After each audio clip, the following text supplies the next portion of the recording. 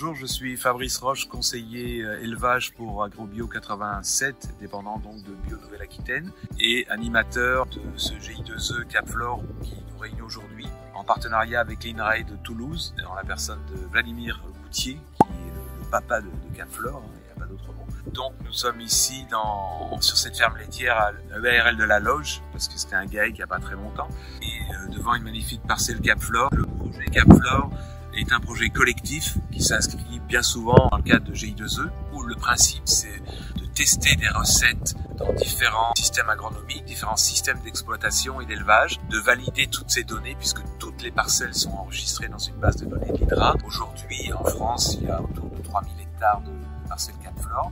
Ça a commencé dans le Tarn, dans l'Aveyron et on monte maintenant autour de Rennes, dans le bassin de Rennes.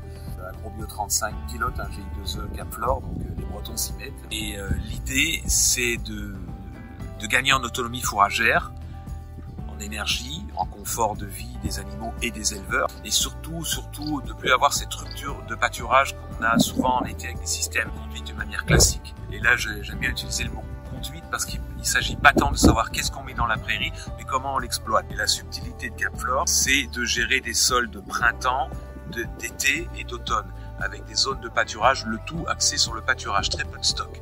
Et on s'aperçoit que moins on fait de stock, plus on a de pâturage. Et donc l'idée c'est de créer du stock sur pied pour avoir de la nourriture au moment de l'été. Et je peux vous garantir, même en période de sécheresse, que les systèmes CapFlore font du pâturage. Donc il y a des choses intéressantes que nous sommes en train de valider à travers le projet CapFlore, l'INRAE donc, et le GI2E ici précisément, GI2E Charente-Limousine et du sud de Limoges, puisqu'il y a deux groupes GI2E qui sont occupés à réfléchir, à travailler sur le projet CapFlore.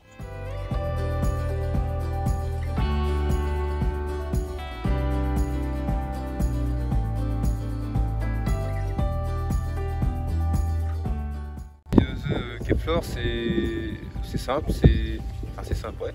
C'est vraiment travailler sur la composition des prairies pour augmenter, bon, il y a plusieurs objectifs, donc c'est plus augmenter la production, que ce soit au niveau laitière et au niveau de la quantité de fourrage. Et donc travailler sur les espèces présentes dans les prairies, des prairies avec beaucoup plus d'espèces très diversifiées. Et après sur les pratiques aussi.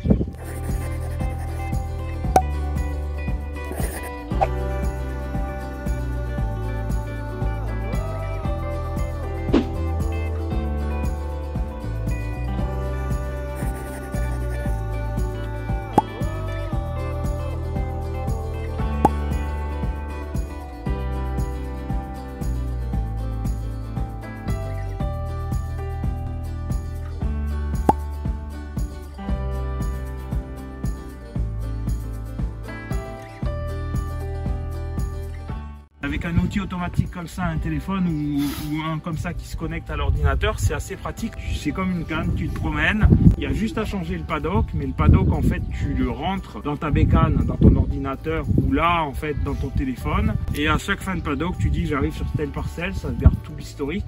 Du coup après tu t'amuses à calibrer l'équation qui te permet de prédire la biomasse, mais même sans ça, rien qu'avec les hauteurs, tu as un bon outil de pilotage parce que derrière, quand tu as fait le tour de l'ensemble de tes paddocks, ça te permet de te dire ah ben ouais je vais d'abord attaquer par la parcelle qui est là-bas parce qu'en fait c'est là où il y a le plus de hauteur et le plus de biomasse sur pied, c'est urgent, et puis là c'est peut-être pas le cas.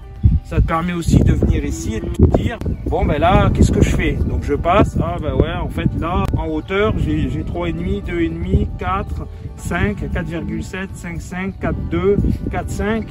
Bon ben je suis pas trop mal quoi, donc je peux sortir mes animaux.